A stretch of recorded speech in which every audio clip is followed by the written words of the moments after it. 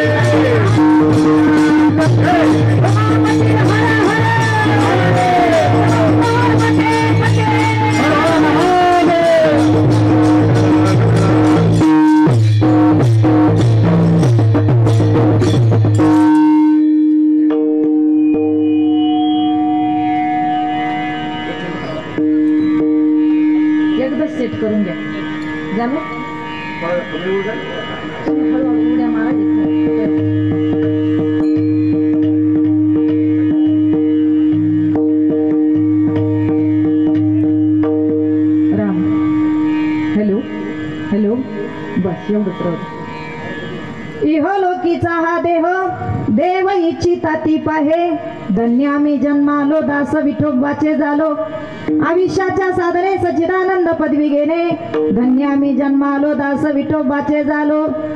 तुका मने पावटणी करू स्वर्गाची निशाणी. धन्य आम्ही जन्मा आलो दास विठोबाचे झालो. पांडुरंगा करू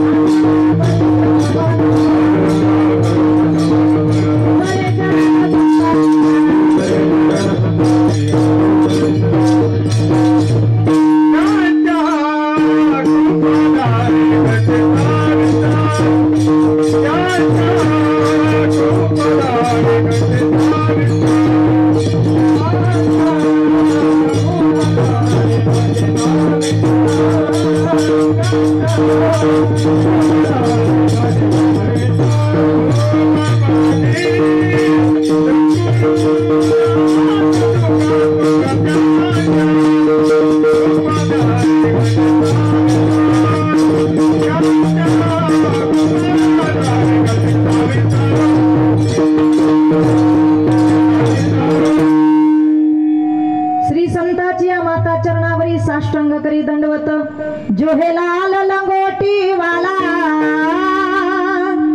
सुनलो अंजनी के लाला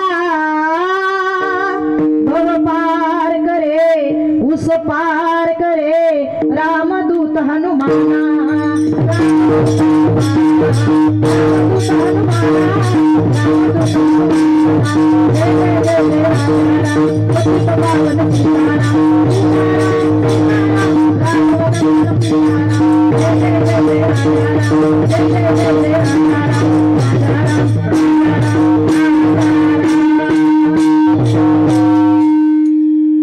ओम नमो ज्ञानेश्वरा करुणा करा दयाळा तुमचा अनुग्रह लादलो पावन झालो चराचरी मस्तक हे पायावरी या वारेकरी संताच्या प्रस्तुत प्रसंगी प्राप्त स्थळी कीर्तनरूपी सेवेसाठी निवडलेले अभंग सर्वांच्या परिचित असणारे देवोचे सुप्रसिद्ध साधू संत श्रेष्ठ जगतवंदन विश्वसंत वारकरी संप्रदायाचा पंचम वेद निर्माण करून देणारे काळाच्या डोक्यावर पाय ठेवून सहदेह वैकुंठ गमन करणारे एकाच नाही दोनाच नाही अवघ्या विश्वाचं बाप ज्यांना म्हटलं जातं हिंदवी स्वराज्य संस्थापक छत्रपती शिवाजी महाराजांनी ज्यांच्या कीर्तनाला जाऊन बसावं आणि कीर्तनाच्या माध्यमातून उपदेश करावा राजे तुम्ही लढावं स्वराज्य निर्माण करावा आणि आम्ही परमार्थ सांभाळावा असा कीर्तनाच्या माध्यमातून उपदेश करणारे देवोचे साधू संत तुकोबरा यांचा नरदेहाचं विशेष महत्व प्रतिपादित करणारा 4 चरणाचा अभंग सेवेसाठी निवडला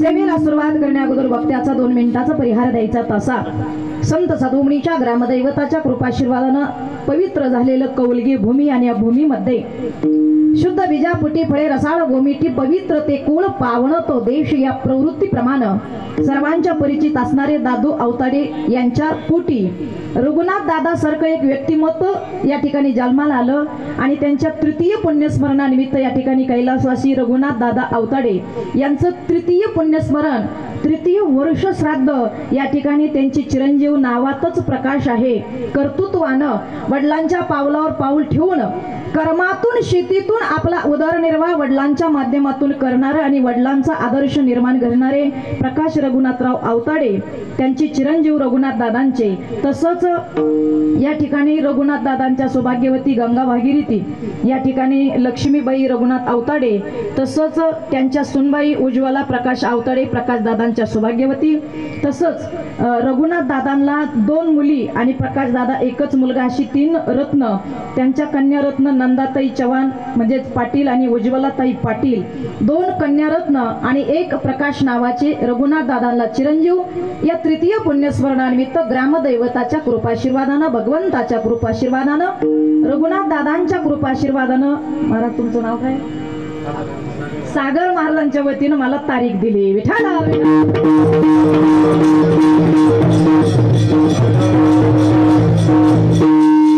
अभंग 4 चरणाचा अभंग तुकोबरायांचा आवाज व्यवस्थित आहे जास्त कमी वाटतो का कमी करायचा इतकं भारी लागलंय विको देता आलं तर दे नाही तर शेवटपर्यंत असं राहू दे घाबरू नको फक्त घाबरू नको आणि इथं गरड सोडू नको विठाला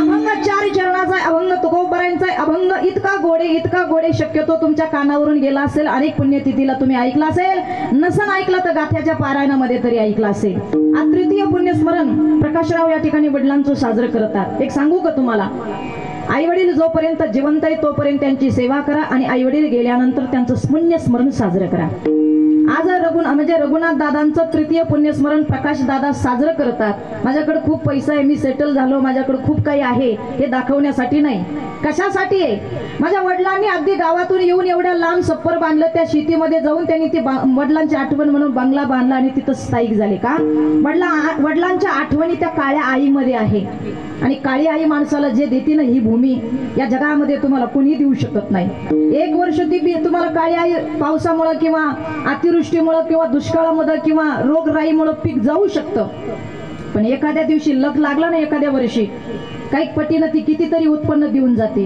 अरे एक कण जर पेरला तर मनभर धान्य देण्याची जर तिची ताकद आहे. रघुनाथ दादा शेतातून म्हणजे गावातून शेतात जायचे आणि शेतात जाऊन तिथं सप्पर बांधून शेती करायचे.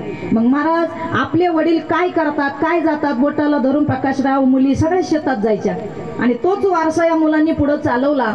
आणि नावाप्रमाणेच आपल्या वडिलांच्या पावलावर पाय ठेवून आपल्या कर्तृत्वाचा प्रकाश रघुनाथ दादांच्या चिरंजीवानं कौलगे गावाचा परिसरात नाव आणि 4 राज्यात एवढं प्रसिद्ध केलं. का केलं? ही वडिलांची पुण्य आहे. आज तृतीय पुण्यस्मरण का साजरं करायचे? आज वडिलांचा एक आठवणीचा दिवस आहे. कारण ज्या तिथीला, ज्या दिवसाला वडील गेले तो दिवस अन्नदानानं आणि त्यांच्या स्मृतीला उजाळा देण्यासाठी पुण्यस्मरण साजरे करायचं, हीच खरी वडिलांच्या ठिकाणी आदरांजली आहे.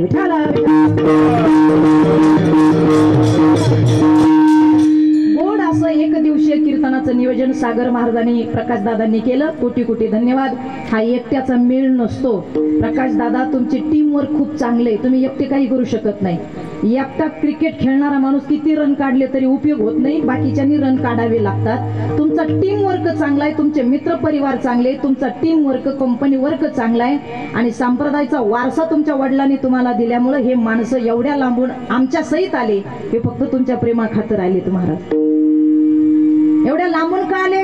आता एवढं मोठं स्टेज दिलं का? आमच्याकडे खूप काही आम्हाला लोकांना दाखवायचं, एवढा खर्च केला का केला सांगू का? अरे ज्या वडिलांनी आपल्याला एवढं दिलंय ना, त्यांचं पुण्यस्मरण केलं पाहिजे, त्यांच्या नावानं काहीतरी दिलं पाहिजे, हा आदर्श घेतला पाहिजे. मला सगळ्या कलाकारांचे नावं काय येत नाही. मृदुंग सम्राट दादा तुमचं नाव काय? वैभव. वैभव दादा ताल महर्षी ताल मृदुंगाचा बादशाह वैभव दादा या ठिकाणी आहेत. तुमचं नाव काय? सतीश पाटील. तुमचं? सागर दादा. तुमचं? गौरव दादा. तुमचं? श्रीराम. बाकीच्यांचे घेऊ काय माग? नाही घेते ना तुमचे. कुसगाव भजनी म्हण. तुमचे घेऊ काय? तुमच्या बायकांनी घेतल्या असतील संक्रांतीला, मॅच घ्यायला पाहिजे असं काही नाही ना. तुमचं घेऊ काय? चोपदार नाव राहू देऊ का? कुसगाव. ओके. तुमचं घेऊ काय साहेब? कुसगावचे का? अरे बाबा सगळं कुसगावचे, आम्ही दुसरीकडून आलोय. सगळ्यांचे नाव काही मला येत नाही, पण आपण संप्रदायानं बांधील आहोत, एका संप्रदायाचे आहोत, पांडुरंगाचे आहोत. सगळ्यांचे एका उखाण्यात मी नाव घेऊ का? म्हणजे सगळे खुश होतील. घेऊ का? घेऊ का? कुसगाव घेऊ का नाव? घेऊ का? वहिनी घेऊ का? कलिंगेच्या माया घेऊ का? नाव घेऊ का? उखाण्यात नाव घेऊ का? आत्या अगं बोला ना रे लाडक्या बहिणी हो, कोण मिटगुळीन बसल्या. बोला बोला. घेऊ का? उखाण्यात नाव घेऊ का? वहिनी घेऊ का? ऐका, उखाण्यात नाव घेते म्हणजे सगळे खुश होतील. माझ्यावर गायक वादक माझं नाव राहिलं असं कोणी म्हणायला नको. ऐका, ज्ञानोबरायांची ज्ञानेश्वरी तुकोबरायांचा गाथा, ज्ञानोबरायांची ज्ञानेश्वरी तुकोबरायांचा गाथा. माझ्या छत्रपती शिवाजी राजांचं नाव घेते. रघुनाथ दादा अवताडे साहेबांच्या तृतीय पुण्यस्मरणाला आलेल्या गायक वादक आणि गावकऱ्यांच्या चरणावर ठेवून माझा माथा, ठेवून माझा माथा, ठेवून माझा माथा.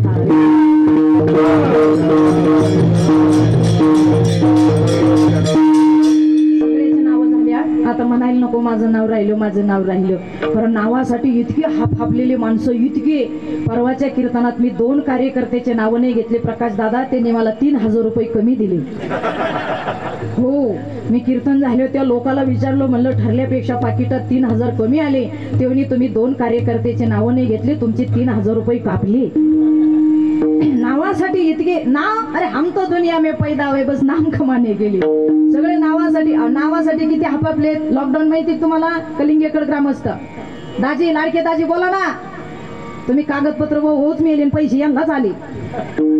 ऐका, मला एवढंच सांगायचंय महाराज, नावासाठी किती हापापले. लॉकडाऊनचं महाराज लाट आली, लॉकडाऊन झालं, कोरोनाची लाट आली. मला कीर्तनाशिवाय करमत नाही दादा, भजनाशिवाय तर अजिबात करमत नाही. आणि कीर्तन झाल्यावर घरी गेल्यावर, सकाळी वावरात गेल्यावर बी करमत नाही. कीर्तन नव्हतं, भजन नव्हतं, सगळं बंद. मग मी माझ्या गावातल्या बचत गटाच्या भजनी मंडळाच्या सगळ्या बाया गोळा केल्या आणि मारुती मंदिरात भजनाला गेलो आम्ही. म्हणलं ते तरी करू बा, निदान ते कानाला बरं वाटन. माझा बंधू पखवाद वाजायला, पीटी वडील वाजवायला, पीटी वडील वाजवतात आणि मस्त पखवाद माझे बंधू वाजवतात. आणि भजन रंगात आलं. चैत्राचा महिना आणि मारुतीच्या मंदिरात आम्ही भजन करीत होतो. आणि महाराज घाम आला सगळ्याला. आम्ही फॅन चालू, फॅन कळलं ना तुम्हाला? ते मंदिरात फॅन राहतो, फॅन कळलं का? फॅन वरचा फॅन चालू केला, गरमायला लागलं. तेवढ्यात एक जण बुलेटवर आला, गाडी लावली स्टँडला, पळत आला आणि मंदिरातलं फॅनचं बटनच बंद केलं. मी म्हणलं मामा पकवाद्याला घाम, मला घाम, सगळ्याला घाम. तुम्ही फॅन कमून बंद केला? आपण दिलाय म्हणे मंदिराला. अहो म्हणलं मामा तुम्ही दिला पण चालू द्या ना. हा फॅन चालत असल्यावर मा नाव कोण वाचीन? मग माणसं मारी तो काय तू? लक्षात ठेवा, महाराज म्हणतात नावासाठी कितीही करा काही उपयोग होणार नाही, पण नाव असा कमवा. आता प्रकाश दादाने किती नाव कमवलं. प्रकाश दादाला नावाला किंमत रघुनाथ नावांच्या नावामुळे, आणि रघुनाथ दादांच्या नावाला किंमत त्यांच्या वडिलांच्या दादा नावामुळे. एवढं लक्षात ठेवा. मुलगा कोणी किती मोठा झाला, कुणी जरी विचारलं अहो कोणाचं कीर्तन होतं? त्या अहिल्यानगर जिल्ह्यातल्या राहुरी तालुक्यातली ती शीतलताई नाही का? हा हा हा त्यांचं होतं का? हा हा हा बर बर बर बर. आणि ते कोणी ठेवला होता कार्यक्रम? बघा चालू कुठून होतं. लिंक सांगते मी तुम्हाला, नाव कसं निघतं. कुणी ठेवला? ते रघुनाथरावची चिरंजीव नाही का? रघुनाथराव, हा हा हा हा त्यांचं तिसरं पुण्यस्मरण. हा हा हा मग रघुनाथ दादाच्या पोराने ठेवला काय? हा बरोबर बरोबर बरोबर. प्रकाशरावने ठेवला का? हा हा हा प्रकाशरावने ठेवला. म्हणजे कार्यक्रम ठेवला पण रघुनाथ दादांच्या चिरंजीवांनी प्रकाशरावांनी ठेवला. ही लिंक लागते, हे महत्वाचं आहे. म्हणजे लेकाचं नाव निघतं पण लेकाच्या नावापुढं बापाचं नाव लिखतं, हे लक्षात ठेवा महाराज. आज रघुनाथ दादांचं तृतीय पुण्यस्मरणाला उजाळा मिळाला. आणि पुण्यस्मरण का साजरं करायचं? मी नेहमी सांगते, आई वडील जोपर्यंत जिवंत आहेत तोपर्यंत त्यांची सेवा करा, आणि आई वडील गेल्यानंतर त्यांचं स्मरण करा. आता वर्षातलं तसं बघितलं तर 4 पुण्यस्मरण माणसाने केले पाहिजे. वर्ष श्राद्ध का साजरं करायचं? पुण्यतिथी म्हणजे त्या तिथीला त्या माणसाचं स्मरण. आता प्रकाश दादांनी आज अन्नदान ठेवलं. आलेले भजनी मंडळ, पाहुणे रावळे, श्रोते, दुपारी प्रवचन झालं, फुलाचा कार्यक्रम झालाय बहुतेक, आणि कार्यक्रम संध्याकाळी ठेवलाय. ऐका, हे कशासाठी करायचं? वर्ष श्राद्ध 10वा का करायचा? 13वा का करायचा? 10वा हिंदू धर्मशास्त्र पद्धतीनं 12वा हे कर्म आहे, आणि 13वा आणि वर्ष श्राद्ध हा विधी. एवढं लक्षात ठेवा. महाराज म्हणतात 10वा बदलता येतो. समजा घरात काही मंगलमय कार्यक्रम असेल आणि अचानक कोणी एक्सपायर झालं, 3ऱ्या दिवशी 10वा घेता येतो, 4थ्या दिवशी घेता येतो, 5व्या दिवशी घेता येतो, 7व्या दिवशी 10वा घेता येतो, 10वा अलीकड पलीकड करता येतो. पण महाराज आतापर्यंत इतिहासात नोंद नाही 13वा आणि वर्ष श्राद्ध देवाच्या बापाला सुद्धा तारीख बदलता आली नाही. तर तुम्ही आम्ही कोणी? 13वा हा 13व्यालाच झाला पाहिजे, आणि वर्ष श्राद्ध हे वर्ष श्राद्धाला, आणि पुण्यस्मरण त्याच तिथीला झालं पाहिजे. हे महत्वाचं आहे. 10वा का करायचा? 13वा का करायचा? वर्ष श्राद्ध. एक सांगू का? अन्नदान का करायचं? त्या माणसाच्या नावाने, गेलेल्या माणसाच्या. आता यांच्या घरामध्ये अन्नदान झालं, त्या वडिलाच्या नावाने एक शीट. आणि विशेष म्हणजे रघुनाथ दादा पै पै माघवारीला इथून पंढरपूरला जायचे. बऱ्याच वेळेस बिगर चप्पलचे गेले दादा, आणि त्यांच्याच वारसा त्यांच्या मुलांनी चालू ठेवला. पायी पायी जातात. पुन्हा पंगतई माऊलीच्या सोहळ्यामध्ये चालू आहे अन्नदान. का? वडिलांच्या स्मरणार्थ. का सांगू तुम्हाला? अन्नदानाला किती किंमत आहे. तुम्हाला महत्वाचा मुद्दा सांगते, अन्नदान किती किमतीचं आहे. 10वा का करायचा? ज्या वेळेला माणूस वारल्यानंतर, ज्या वेळेला 4 खांदेकरी घेऊन निघतात, बरोबर आहे की नाही? खांदेकरी निघतात, पुढे एक महाराज असं ते धरून चालतं, त्याला काय म्हणतात? शिकळीवाले. बरोबर का? शिकळीच का? बोलत जा. शिकळीवाले. काही काही भागात वेगवेगळी प्रथा आहे. शिकळी आमच्याकडे माणसं मेल्यावर जावी, त्या तुमच्याकडे मला वाटलं विठ्ठल विठ्ठल.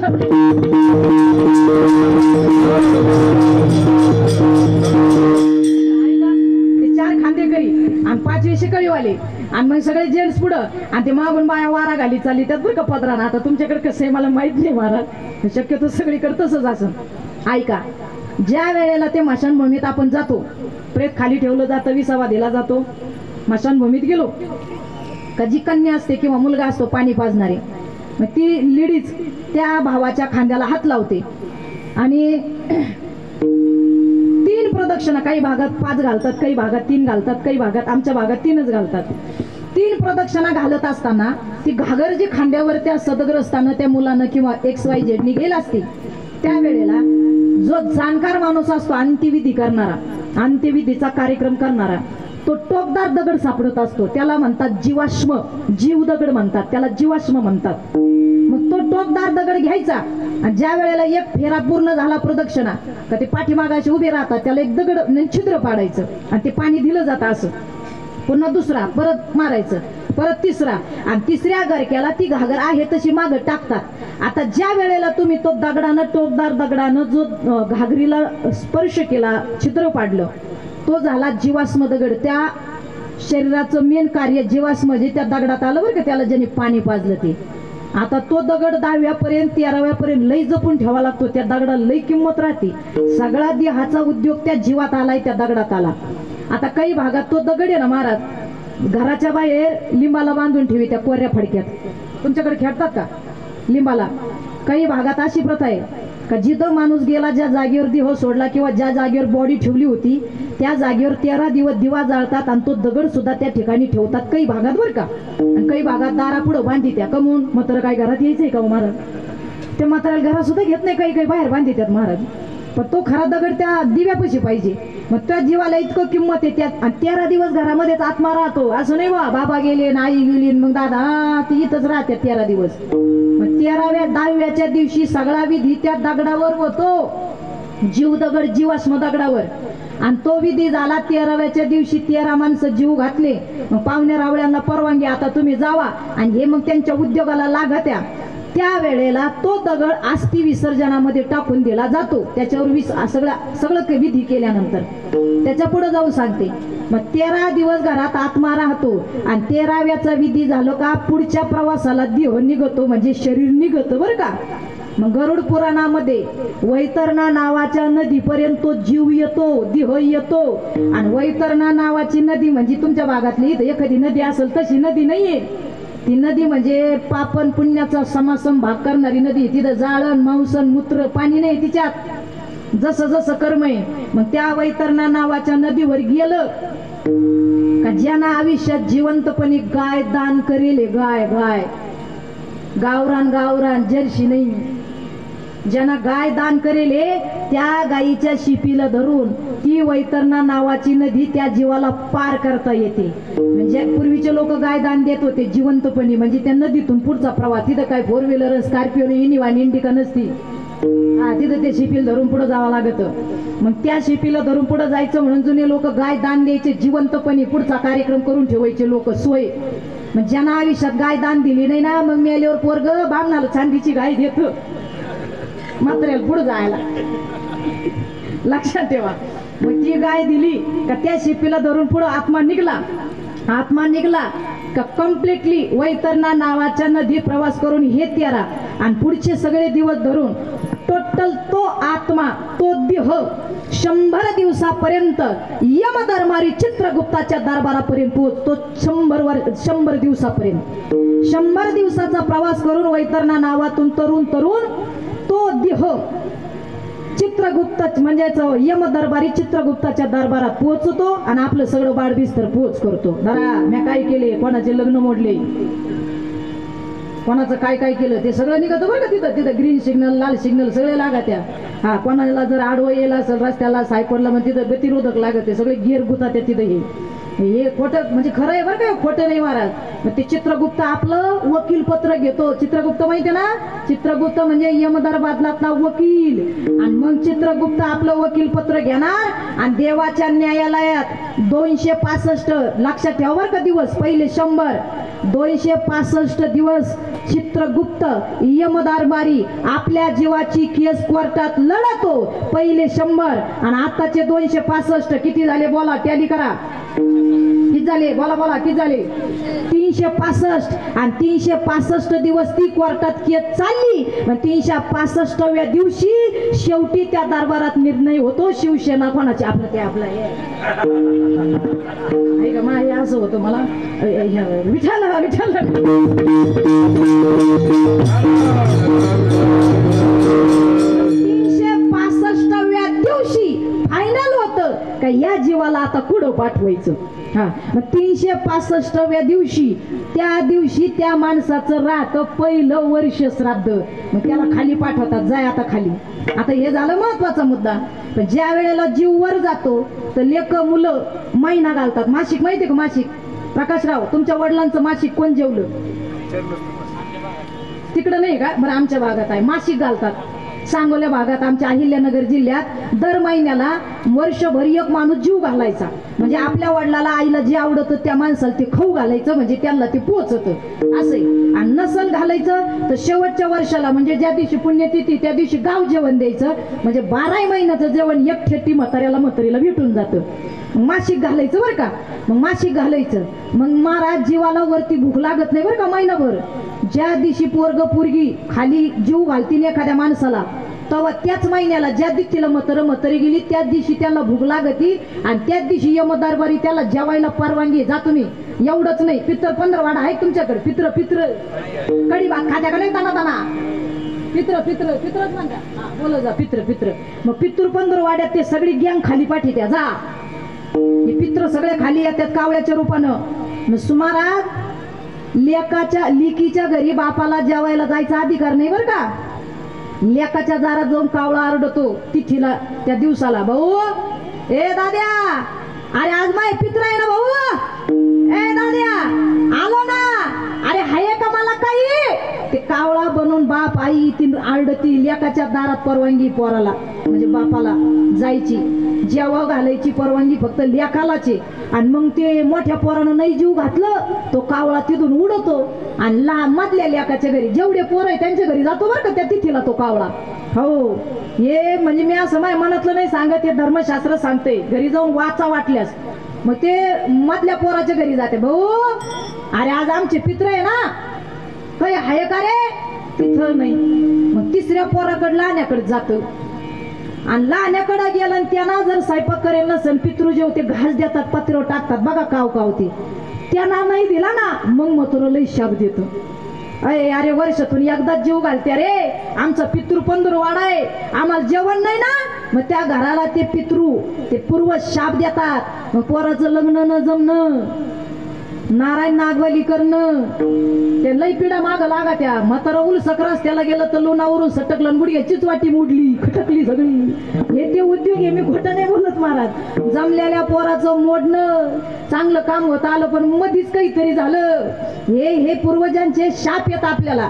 मग त्या पिथीला जीव घातलं बरं, मग नाही जीव घातलं तर वर्षा म्हणजे महिन्यातून एकदा भूक लागते चित्रगुप्ती दरबारी यमदरबारी त्या आत्म्याला. मग तिथं वरती ना भूक लागल्यानंतर जेवायची व्यवस्था नाही, तिथं हॉटेल नाहीये. नात करते काय एवढे कापले यावाच लागत. तिथं वर नाही, ते वर काहीच भानगड नाहीये, हॉटेल बिटेल काहीच नाही वर. मग तिथं भूक लागली का तो यमदरबारी त्या महिन्याला त्या तिथीला ते पित्राला घरी पाठवितं गावात, म्हणजे त्या लेखाच्या दारापुढं. चला अजून पुढे सांगते, तुम्हाला पुरावा वाटणार नाही ना, खरं वाटणार नाही ना, तुम्हाला पुरावा देते. महाभारत माहितीये तुम्हाला? महाभारत रामायण माहितीये का लाडक्या बहिणी? हो तुमचे हप्ते आले का ग? आले का? आले ना. अगं मग एवढे पैसे आले, खुश बसा ना बाया. आले बाया तुमचे हप्ते, मला नाही येत बाया हप्ता. मला PM किसान योजना येते ना, मला हप्ता नाही येत बाया. पण तुम्हाला हप्ते आले का? मला 3 दिवस पोट दुखत बाया. काय भानगडे काय माहित नाही मला. लक्षात ठेवा महाराज, मी तुम्हाला पुरावा देते. महाभारत माहितीये तुम्हाला? महाभारतातला पुरावा देते आता ऐका. महाभारतातला दानशूर कर्ण वारला, आणि कर्ण वारल्यानंतर कर्ण चित्रगुप्त दरबारी गेला, म्हणजे यमदरबारी गेला. यमदरबारी चित्रगुप्त गेला, त्याला महिनाभर भूकच लागली नाही. पण महिन्याला ज्या दिवशी तो तिथीला वारला त्या दिवशी त्याला भूक लागली. आणि चित्रगुप्ताला म्हणे, ओ चित्रगुप्त महाराज, अहो मला जेवण बिवण काही आहे का नाही? चित्रगुप्त म्हणे, चल हल, तुला जेवणच नाही म्हणे. कस काय? अरे तो आयुष्यात अन्नदानच केलं नाही, तुला कुठून जेवण द्यायचं? कर्ण हसायला लागला. कर्ण म्हणे, महाराष्ट्रात जाऊन या मातीत जाऊन फक्त विचार, या जगात कर्णासारखा दानशूर कोण होता? सगळ्या लेकरा बाळाच्या बाई माणसाच्या तोंडात कर्णाचं नाव येईल. दानशुराच्या बाबतीत माझा 1 नंबर लागतो. तुम्हाला म्हणतो इथं जेवण नाही, काय भानगडे? चित्रगुप्तानं त्याला सांगितलं. चित्रगुप्त म्हणे, कर्णा तो दान दिलं, पण सोनं दान दिलं, सुवर्ण दान दिलं, आयुष्यात एक तरी अन्नदानाची पंगत दिली का? कोणाच्या मुखात दिंडीत एक कधी पंगत दिली का? नाश्ता दिला का? गावात कधी बापाच्या वस्त्राद्दाला जीव घातलं का? आईच्या पुण्यतिथी लोकांना पंक्ती उठवल्या का? तो म्हणे, नाही बा, मी तर हेच देत बसलो. मग महाराज चित्रगुप्तानं सांगितलं, कर्ण तू फक्त सुवर्णदान दिलं, अन्नदान दिलं नाही, तुला जेवण भेटणार नाही. पण चित्रगुप्ताने एक सांगितलं, चित्रगुप्त म्हणे धर्म कर्णा, तू जरी अन्नदान दिलं नाही पण तू एक पुण्याचं काम केलं. काय? तुझ्या दारात जर भूक लागलेला माणूस अन्नदानासाठी आला तर तू ह्या बोटानं, बरं का, या उजव्या बोटानं, ह्या बोटानं युधिष्ठराचं धर्माचं घर दाखवित होता का पांडवाच्या घरी, युधिष्ठराच्या घरी अन्नदान चालू आहे, तिथं जा, तिथं जेवण भेटन. मग तू अन्नदान केलं नाही पण जीव घालणाऱ्याचं घर या बोटानं दाखवलं तर या बोटात तुझी अन्नदानाची ताकद आली. म्हणून कर्णा, तुला जर दर महिन्याला भूक लागली का तो फक्त बोट चोखायचं, तुझी भूक भागली जाईल. अरे कर्णासारख्या दानशूर व्यक्तीची कलिंग ग्रामस्थांना एवढे हाले, त्याला बोट चोखावा लागलं. तुम्ही नेतलंय लोकाच्या धनाधन पंक्तीत हाणलं, आपलं कसं व्हायचं? म्हणून आयुष्यात एकदा तरी अन्नदान दिलं पाहिजे, पंगत उठलीच पाहिजे दारात एक तरी. मग महाराज म्हणतात अन्नदानाला इतकं महत्व आहे. मग ते अन्नदान आज रघुनाथ दादांच्या नावानं प्रकाश दादांनी केलं. आपल्या दारात एक शीत, एक माणूस जरी जेवला ना त्या तिथीला, त्या वडिलाला ते अन्न तिथं पोचवत असतं. महाराज म्हणतात हा विधी इतका महत्वाचा आहे. काय झालं? बोला बोला, मोकळे बोला. कवल घे, कवल घे.